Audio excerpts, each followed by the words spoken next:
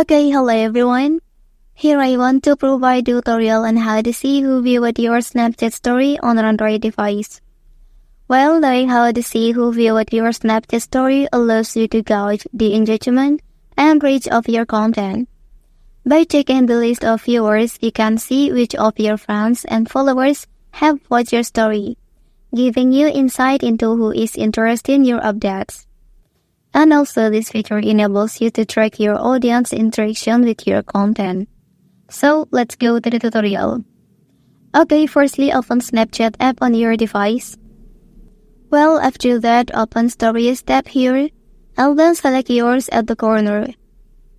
Okay, and here will appear your story, and you can see who viewed your story by tapping on it, and click Views here.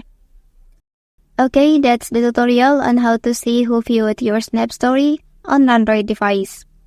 If you are helped by this video, don't forget to like and subscribe to get other information from this channel. Thank you.